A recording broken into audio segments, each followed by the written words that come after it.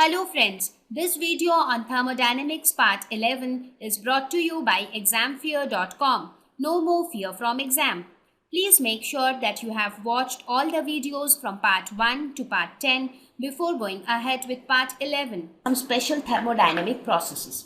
The first one is isothermal. You have heard of this term iso in many places. You would have heard of isotopes in your chemistry. Similarly, you have heard of isotherms, isobars, so such terms. So what is this iso? You would have also heard of your isosceles triangle, right? So what does this term iso means? Iso comes into picture whenever you have something same. Like in isosceles triangles, your two sides are same. In isotopes, you have the same mass number. Right? So similarly in isothermal process, there is something which is same. What is that something? Whenever the term thermal comes, it has to be something related to heat or temperature. So any process where the temperature remains constant is isothermal process. It is a very easy way to remember. Iso means something has to be same. Thermal means something related to temperature. So a process where temperature remains constant, so your other variables change like pressure, volume, they will keep changing, but temperature will remain constant.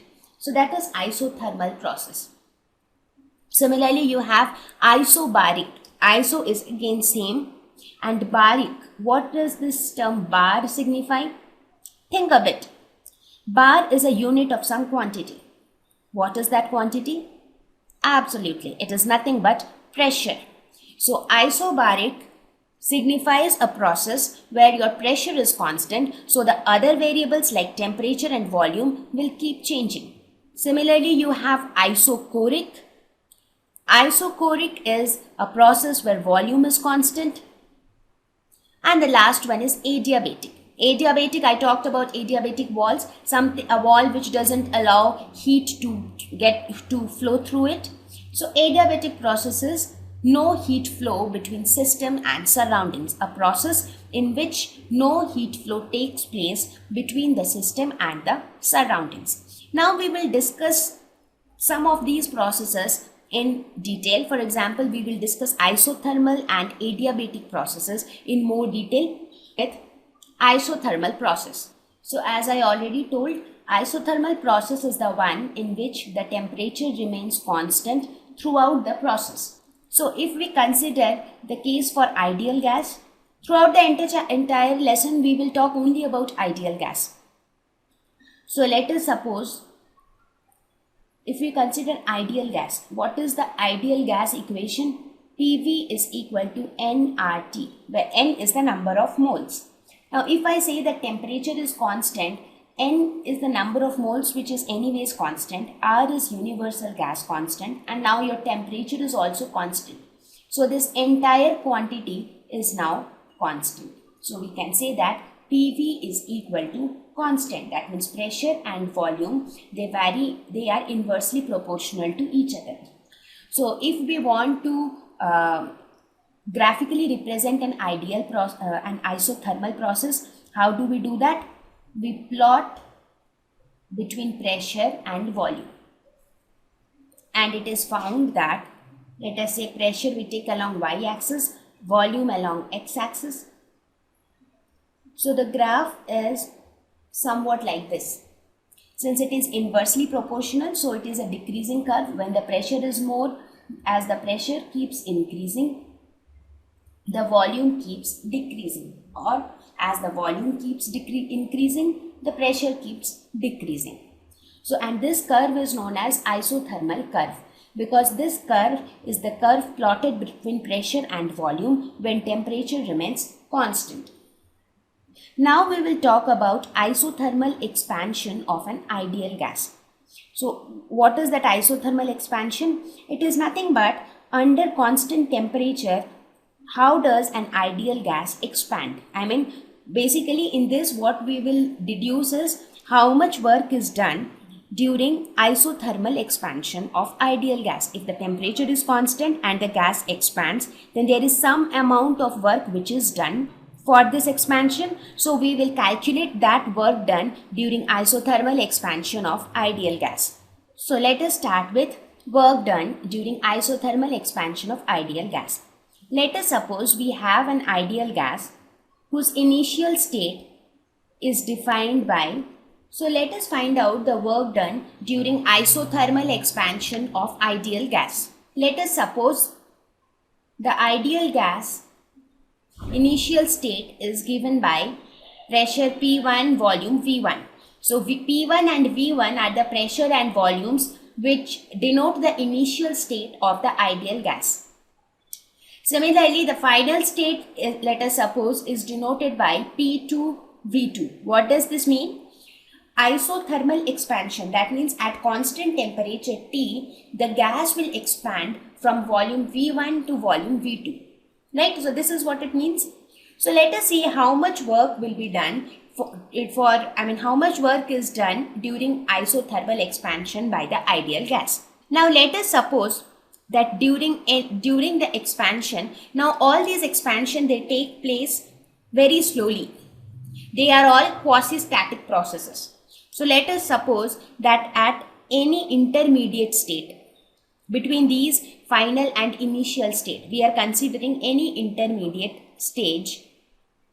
Let us suppose that the pressure is P and the volume is V1 plus delta V.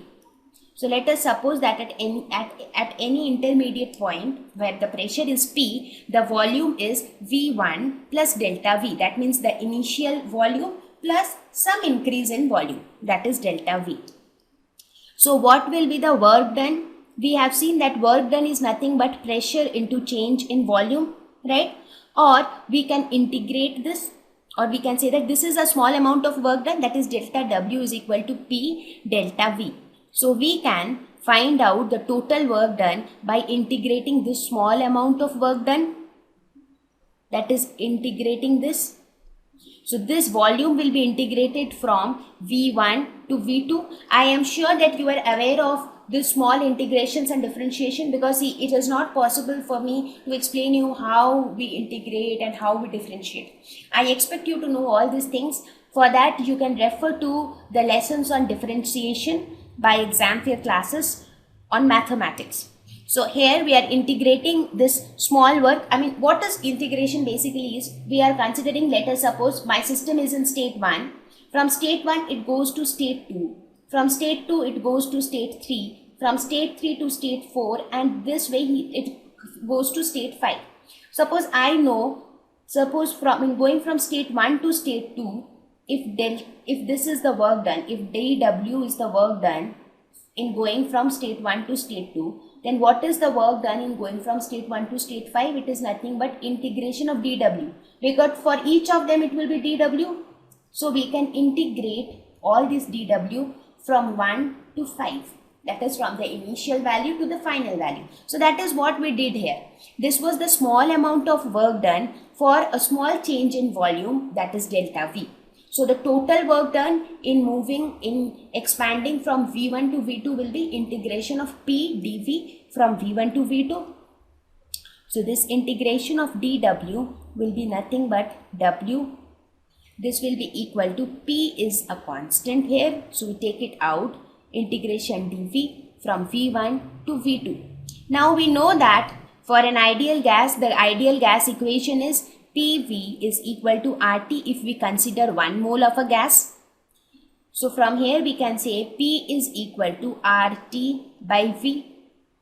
So using this we can write this P as RT by V integration dV. So this V is no more a constant, so the V will go inside. So we can write it as RT integration dV by V from V1 to V2. Now what is the integration of 1 by V? The integration of 1 by V is nothing but natural log of V. So this natural log of V from V1 to V2. So this we can write as RT ln V2 minus ln V1. So this can be written as RT ln V2 by V1. These are all simple mathematics. So this W, which is given by RT ln V2 by V1, is the amount of work done for isothermal expansion of an ideal gas from V1 to V2. So for an ideal gas, this amount of work has to be done to expand it isothermally. So we did not do much. It was just simple mathematics. So I am telling you again, in case you have doubts in differentiation, integration, or these small logarithm functions, for that you should refer to your mathematics videos, because it is not possible for me to cover each of these detail here. Now in an isothermal process, there is no change in internal energy of an ideal gas. Why is it so? Because what is internal energy, or what causes change in internal energy? I explained you before, right, that heat and work were the two ways of changing internal energy. So when you think of an ideal gas, what does that heat transfer or work done did? They basically change the temperature. So in case of an ideal gas, change in internal energy depends only on temperature. Internal energy will change or not, it depends on temperature. So if there is a change in temperature, there is a change in internal energy. In case of an isothermal process, temperature is constant. Now if temperature is constant, then change in temperature is equal to 0, right? Therefore, the change in internal energy is also equal to 0. Since no change in temperature, so no change in internal energy during isothermal process. So now from first law of thermodynamics, we can say that delta Q is equal to delta U plus delta W. Now delta U, that is change in internal energy, becomes 0. Therefore delta Q becomes equal to delta W. So that means that the amount of heat supplied to the gas is equal to the work done by the gas on the surroundings. Now, till now we talked only about isothermal expansion. Now, similarly, isothermal contraction can also take place. The only difference being, for isothermal expansion, work is done by the gas, whereas in case of isothermal contraction, work is done on the gas. So let us see the first case. In general, the work done during isothermal process is given by this expression, that is W is equal to RT ln V2 by V1. Now let us consider the first case, that is isothermal expansion. What does isothermal expansion means? Expansion means volume is increasing. So if V2 is the final volume and V1 is the initial volume, so that means V2 is greater than V1. Now if V2 is greater than V1 in this expression, then what will happen? In that case, your work done, this log of V2 by V1 will be a positive quantity. So in that case, your work done W will be greater than 0. Now when work is positive, that means work is done by the gas. Whenever work is positive, that means work is done by the gas.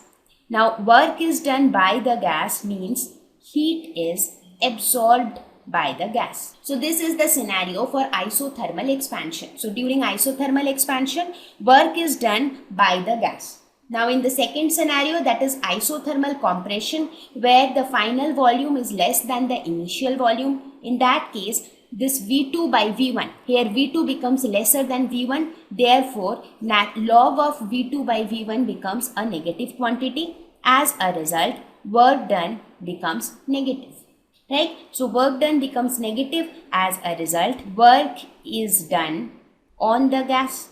So in this case, heat is released. So now you might ask that when V2 is greater than V1, why is ln V2 by V1 positive? That's because this expression can also be written as RT ln V2 minus ln V1, right? So if V2 is greater, that means a smaller term is getting subtracted from a bigger term.